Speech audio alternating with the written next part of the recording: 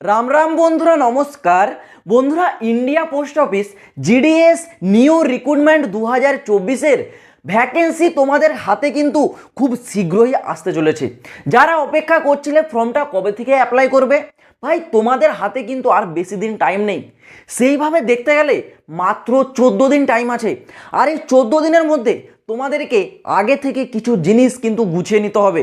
যদি তোমরা এইবারের এই জিডিএসের 35,000-এর মধ্যে একটা সিট নিতে চাও, তাহলে আগে থেকে তোমাদেরকে মাইন্ডসেট এবং তোমাদের কিছু জিনিসপত্র রেডি করে নিতে হবে। যারা জিডিএস ভ্যাকেন্সির জন্য অপেক্ষা করছো, তোমাদেরকে বলবো ভাই, এই ভিডিওটা তোমাদের জন্য খুবই গুরুত্বপূর্ণ ভিডিও।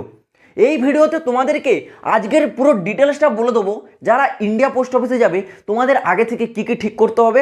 এবং একটা কমেন্ট তোমরা বারবার করে থাকো ভাই, যে দাদা আমরা কোন ডিভিশনে অ্যাপ্লাই করব, কোন ডিভিশনে কাট অফটা লো যেতে পারে, একটু বলে দাও। তো সেই প্রশ্নের উত্তরটাও আজকের ভিডিওতে পাবে। ভিডিওটা তোমরা জাস্ট একটু কমপ্লিট ওয়াচ করো। প্রথমে জিডিএস এর সম্বন্ধে একটু বলে রাখি, যারা জিডিএস সম্বন্ধে কিছু জানো না ভাই, ইন্ডিয়া পোস্ট অফিস জিডিএস পদে তোমাদের একটি নিয়োগ জারি করছে, যেটা এইবারে শূন্য পদ রাখা আছে কত, 35,000। অ্যাজ এ নোটিফিকেশন আসার আগে সম্ভাবনা বলা হয়েছে, কিন্তু এটা যাবে কম করেও 40,000-এর কাছাকাছি। 35,000-এর তো প্লাস ডেফিনেটলি ভ্যাকেন্সি থাকবে, কম করেও 40,000-এর কাছাকাছি। যারা কেবল মাত্র 10th মানে মাধ্যমিক পাস করেছো, ব্যাস আর কিচ্ছু লাগবে না। মাধ্যমিক পাস যোগ্যতায় সারা ভারতবর্ষের পুরুষ এবং মহিলারা এখানে আবেদনটা করতে পারে। বয়স সীমা থাকতে হয় 18 থেকে 40 বছর বয়স। কিন্তু যারা পিডাব্লিউডি আছো, মানে যারা ফিজিক্যাল হ্যান্ডিক্যাপ, তোমাদের জন্য বয়স সীমা কিন্তু আরও 10 বছরের ছাড়, মানে 18 থেকে তোমাদের কিন্তু চলে যায় কত, 50 বছর। স্যালারি সিস্টেমটা যদি বলে রাখি, স্যালারি কিন্তু আগের বছর 2023-এ যা ছিল 2024-এ কিন্তু এক থাকছে না, কারণ 2024-এ তোমাদের স্যালারিতে একটু বৃদ্ধি পেয়েছে। যেমন এখানে তোমাদের 3 প্রকারের পোস্ট থাকে, তোমরা সবাই জানো। বিপিএম মানে ব্রাঞ্চ পোস্ট মাস্টার, এই পোস্টে যারা যাবে 18,000 প্লাস মানে সামথিং 19,000-এর কাছাকাছি তোমাদের স্যালারিটা 2024 সালে আছে। যারা এবিপিএম মানে অ্যাসিস্ট্যান্ট ব্রাঞ্চ পোস্ট মাস্টার, এবং যারা জিডিএস মানে গ্রামীণ ডাকসেবক, এই দুটি পোস্টে যারা যাবে তোমাদের স্যালারি কম করেও এখন 15,000 প্লাস, মানে 15,000-এর মতো তোমাদের স্যালারিটা দেওয়া হচ্ছে। সিলেকশন প্রসেস কেবল মাত্র মেরিট লিস্ট, মানে তোমরা 10 পাস যোগ্যতাতে আবেদন করবে। 10 পাসের পর তোমাদের যে 10th-এর রেজাল্ট, সেই অনুসারে তোমাদের একটা মেরিট লিস্ট জারি করা হয়। না এখানে কোনো পরীক্ষা হয়, না ইন্টারভিউ, না তোমাদের কোনো প্রকার এখানে ফিজিক্যাল মেডিকেল করানো হয়। জাস্ট তোমরা 10 পাসের যোগ্যতায় আবেদনটা করবে, তোমাদের একটি মেরিট লিস্ট জারি হবে। সেই মেরিট লিস্টের নাম আসলেই তোমার ডকুমেন্টস ভেরিফিকেশন করে তোমাকে চাকরিটা কিন্তু এখানে দিয়ে দেওয়া হবে।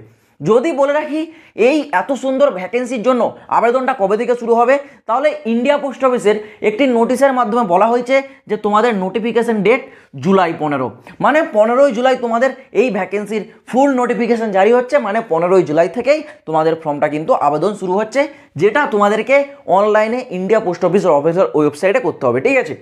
আবেদন করার জন্য অ্যাপ্লিকেশন ফিস বলে রাখছি, দেখো যারা ইউআর আছো এবং যারা ওবিসি, ঠিক আছে, এছাড়াও যারা আছো ইডাব্লিউএস, এই 3টে ক্যাটাগরির ক্ষেত্রে 100 টাকা করে ফিস নেওয়া হচ্ছে।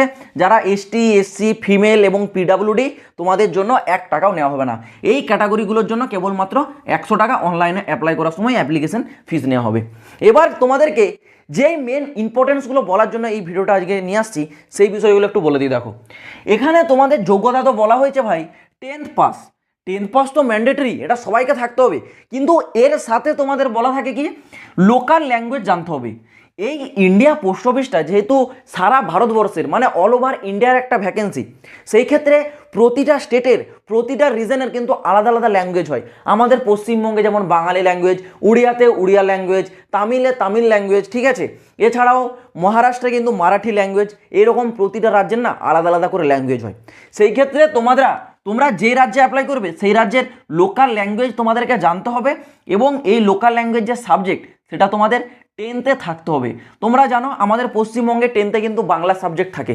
সেই ক্ষেত্রে কেউ যদি মনে করো যে ভাই আমি উড়িষ্যাতে অ্যাপ্লাই করবো, ঠিক আছে, উড়িষ্যা ডিভিশনে, তাহলে তোমাদেরকে কি উড়িষ্যা সার্কেলে, তাহলে তোমাদেরকে কি করতে হবে, 10th-এ তোমাদের উড়িয়া ভাষার কিন্তু সাবজেক্ট থাকতে হবে, তাহলেই তোমরা অ্যাপ্লাই করতে পারবে। শুধু ভাষাটা জানলে হবে না ভাই, 10th-এ তোমাদের সেই ভাষার সাবজেক্টটা অবশ্যই থাকতে হবে। তো যারা পশ্চিমবঙ্গের আছো ভাই, সবার 10th-এ কিন্তু বাংলা সাবজেক্ট আছে। তো তোমরা এই 10th-এ তোমরা হচ্ছে কিন্তু পশ্চিমবঙ্গ সার্কেলেই অ্যাপ্লাই করবে, কারণ তোমরা এখানকার ল্যাঙ্গুয়েজও জানো লোকাল, এবং লোকাল ল্যাঙ্গুয়েজ তোমাদের 10th-এর সার্টিফিকেটও থাকে, ঠিক আছে। আরেকটা তোমাদের এক্সট্রা ল্যাঙ্গুয়েজে কি কম্পিউটার। দেখো এটা নিয়ে অনেকে টেনশনে আছো যে দাদা কম্পিউটার চাওয়া হচ্ছে জিডিএস এর ভ্যাকেন্সিতে, কম্পিউটারে কি সার্টিফিকেট চাওয়া হবে না কম্পিউটারে শুধু নলেজ চাওয়া হবে? নোটিফিকেশনে যদি বলি কোনো সার্টিফিকেট উল্লেখ করা থাকে না, নোটিফিকেশনে কেবল বলা হয় কম্পিউটারের যে নলেজ সেই নলেজটা তোমাদের থাকতে হবে। এবার তোমরা যদি কেউ কম্পিউটারের সার্টিফিকেট কারো কাছে থেকে থাকে তাহলে খুবই ভালো, কারণ তোমাদের যখন মেরিট লিস্টে নাম আসবে, নাম আসার পর তোমাদের যে ডকুমেন্টস ভেরিফিকেশন করা হয়, এবার সেই ডকুমেন্টস ভেরিফিকেশন যেখানে করা হয় সেখানে সব জায়গায় কিন্তু সমান প্রসেস হয় না। কিছু জায়গায় হয়, এরকমটা 2023 সালে দেখা গেছে কিছু জায়গায় ডকুমেন্টস ভেরিফিকেশনে কম্পিউটারের সার্টিফিকেট চেক করা হচ্ছে, যাদের কম্পিউটারের সার্টিফিকেট নেই তাদেরকে কিন্তু রিজেক্ট করা হচ্ছে। আবার কিছু জায়গায় কম্পিউটারের সার্টিফিকেট চেক করা হচ্ছে না, কারণ এটা সার্টিফিকেট উল্লেখ করা নেই, জাস্ট এখানে নলেজ থাকলেই হবে। তো আমি তোমাদেরকে বলবো ভাই, যদি এই 14 দিনের মধ্যে কেউ যদি কম্পিউটার সার্টিফিকেট তৈরি করতে পারো খুবই ভালো। 14 দিন কেন, তোমরা 1 মাস টাইম পাবে। 15 জুলাই থেকে যদি আবেদনটা শুরু হয় ভাই, 1 মাস পর্যন্ত তোমাদের আবেদন চলবে, মানে তোমাদের প্রায় আগস্টের মাঝের সপ্তাহের দিকে মেরিট লিস্ট জারি হবে। সেই ক্ষেত্রে তোমাদের হাতে কিন্তু অনেক টাইম। আমি একটাই কথা বলবো ভাই, কম্পিউটার সার্টিফিকেটটা তৈরি করে রাখো। এটা তৈরি করতে বিরাট হার্ড ওয়ার্ক করতে হয় এমন নয়, 3-4 মাসের কোর্স করা যায়, 1.5 মাস 2 মাসেরও কোর্স করা যায়। আদারওয়াইজ কম্পিউটার সার্টিফিকেট ভাই টাকা খাইয়েও বার করা যায়, এটা হচ্ছে রিয়েলিটি।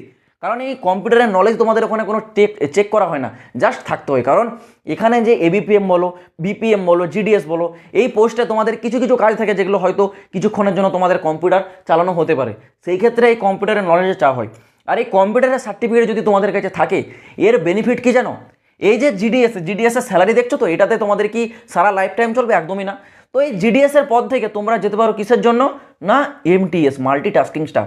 তো এই পোস্টে যখন যাবে না, তখন তোমাদেরকে এই কম্পিউটার সার্টিফিকেট শো করতে হবে। তখন কম্পিউটারের নলেজ থাকলে শুধু হবে না ভাই, সার্টিফিকেটটা থাকতে হবে। তো আগে থেকে তোমরা যদি করে রাখো তাহলে এটা তোমাদেরই বেনিফিট। কম্পিউটারে যদি সার্টিফিকেট থাকে তাহলে খুবই ভালো হবে, যে এখান থেকে যখন 2 বছর পর আফটার প্রমোশন নেবে তখন তোমাদের কম্পিউটার সার্টিফিকেট কিন্তু কাজে লাগবে। এই গেল তোমাদের আরেকটা বিষয়। এবার আরেকটা যেটা আমি তোমাদেরকে কয়েকদিন আগে বলেছিলাম, যে এইবার হয়তো হতে পারে তোমাদের ফর্মটা আবেদনের সময় এই যে কোয়ালিফিকেশনের সার্টিফিকেট মানে 10th সার্টিফিকেট, এটা হয়তো আপলোড করা হতে পারে। কেন? কারণ অনেকে থাকে যারা 10th ভুলভাল নাম্বার দিয়ে ফেক সার্টিফিকেট তৈরি করে আবেদন করে এবং তাদের মেরিট লিস্টে নামও চলে আসে। এটা কিন্তু প্রচুর হয়, এটা 1-2 বার নয়, প্রচুর হাজার হাজার ক্যান্ডিডেট এরকম করে, ঠিক আছে? সেই ক্ষেত্রে আমি হয়তো ভেবেছিলাম যে এরকম আপডেট তোমাদের আসতে পারে এইবার, এটা আসার সম্ভাবনাও ছিল যে 10th যে মার্কশিট বা তোমাদের 10th যে রেজাল্ট সেটা আপলোড করা হবে অনলাইনে আবেদন করার সময়। কিন্তু ভাই সেই অপশনটা তোমাদের এবার দিবে না, কারণ ইন্ডিয়া পোস্ট অফিসের ইউনিয়নের তরফ থেকে বলা হয়েছে ইন্ডিয়া পোস্ট অফিসের যে সার্ভার সেটা এখনও এতটা অ্যাডভান্স হয়নি যে তোমাদের এই 10th সার্টিফিকেট আপলোড করার ক্ষমতা রাখে। তো তোমরা বুঝতে পারছো 10th তোমাদের সার্টিফিকেট কিন্তু আপলোড হচ্ছে না। এই ক্ষেত্রে ভাই তোমাদের একটা কিন্তু বলতে পারো নেগেটিভ পয়েন্ট আসতে পারে, কি না, কাট অফ, যেটা প্রতিবার হচ্ছে। প্রতিবারে সেই ফেক ক্যান্ডিডেটরা বারবার ভুয়ো সার্টিফিকেট তৈরি করছে, ফর্মটা আবেদন করছে, তাদের মেরিট লিস্টে নাম আসছে। হয়তো এবারও সেরকম অনেকে ম্যাক্সিমাম করবে, এটাই হয় ভাই, ঠিক আছে? আর যারা করছো আমি একটাই কথা বলবো, যদি তোমরা ধরা পড়ো, জিডিএস এর চাকরি তো দূরের কথা ভাই, জেল পর্যন্ত যেতে হতে পারে, ঠিক আছে? কারণ এর উপর জিডিএস বলাই আছে যে এরকম যদি কোনো ক্যান্ডিডেটকে ধরা হয় তাহলে তার উপর আইনি পদক্ষেপ নেওয়া হবে। তো খুব সাবধান কেউ যদি এরকম করে থাকো। তো যাই হোক, এবারে তোমাদের 10th যে সার্টিফিকেট সেটা কিন্তু আপলোড হচ্ছে না, এই হচ্ছে তোমাদের আরেকটা বিষয়। আর সব থেকে মোস্ট ইম্পর্টেন্ট পার্ট, যারা বিশেষ করে ওবিসি ক্যান্ডিডেট আছো, ওবিসি ক্যান্ডিডেটের ভাই কাস্টের সার্টিফিকেট নিয়ে ম্যাক্সিমাম কিন্তু সমস্যা হয়। বারবার বলছি, কাস্টের সার্টিফিকেট তোমাদের কিন্তু সেন্ট্রাল গভর্নমেন্ট, ঠিক আছে, সেন্ট্রাল গভর্নমেন্টে কাস্টের সার্টিফিকেট থাকতে হবে। যদি তোমাদের রাজ্য সরকারের থাকে একদমই হবে না। আবার এরকম তো খবর আসছে যে রাজ্যের ওবিসি সার্টিফিকেট সব বাতিল। তো যাই হোক, বাতিল হোক বা নাই হোক, রাজ্যের সার্টিফিকেট ভাই তোমাদের কিন্তু কোনো চলবে না ওবিসির ক্ষেত্রে। ওবিসি কেন, এসটি এসসিরও চলবে না। এসটি এসসির তো অলরেডি বেশিরভাগ ক্যান্ডিডেটই সেন্ট্রালের সার্টিফিকেট থাকে, কিন্তু এই ওবিসিরটাই ম্যাক্সিমাম প্রবলেম হয়। তো তোমাদের বলবো ওবিসি সার্টিফিকেট সেন্ট্রাল গভর্নমেন্টের থাকতে হবে, আদারওয়াইজ তোমরা কিন্তু জেনারেলি কাউন্টিং করা হবে যদি তোমাদের সার্টিফিকেট না থাকে। তো তোমাদেরকে বলবো এখনও টাইম আছে, সেন্ট্রালের তোমাদের যে ফরম্যাট সেই ফরম্যাটে তোমাদের ওবিসি বলো, এসটি এসসি বলো, তোমরা যারা কাস্টের ক্যান্ডিডেট আছো সার্টিফিকেটটা তৈরি করে রাখো, কারণ এটা ডকুমেন্টস ভেরিফিকেশনের সময় 101% চেক করা হয়, ঠিক আছে? 101% তোমাদের কিন্তু এটা চেক করা হয়। তো যাদের কাছে সেন্ট্রালের কাস্টের সার্টিফিকেট নেই ডেফিনেটলি তৈরি করে রাখো হাতে। কিন্তু সেইভাবে দেখলে খুব বেশি একটা টাইমও নেই তোমাদের কাছে, কারণ আগামী 15 জুলাই তোমাদের নোটিফিকেশন জারি হচ্ছে। তার আগে তোমাদেরকে এইসব জিনিসপত্র কিন্তু ঠিক করে নিতে হবে, যারা এই বছর জিডিএস ভ্যাকেন্সির জন্য অপেক্ষা করছো। তো আশা করছি আমি তোমাদেরকে পুরো বিষয়টা বোঝাতে পারলাম। আর তোমাদেরকে প্রথমে যেটা বলেছিলাম যে কোন ডিভিশনে তোমরা আবেদন করতে পারো, যে কোন ডিভিশনে তোমাদের কাট অফটা কম যাবে, কারণ এটা নিয়ে তোমরা অনেকে কমেন্ট করছো। তো এর জন্য ভাই আমাকে 2 দিন টাইম দিতে হবে। ওকে, 2 ডে টাইম দিতে হবে। 2 দিনের মধ্যে আমি পুরোটা অ্যানালাইজ করতে হবে, কারণ 2023 সালে তোমাদের 3বার ভ্যাকেন্সি জারি হয়েছে। শিডিউল 1, মাঝে স্পেশাল সার্কেল, তারপর আবার শিডিউল 2। তো দুটো ভ্যাকেন্সির টোটাল মেরিট লিস্ট আমাকে একবার ভালো করে রিভাইজ নিয়ে দেখতে হবে।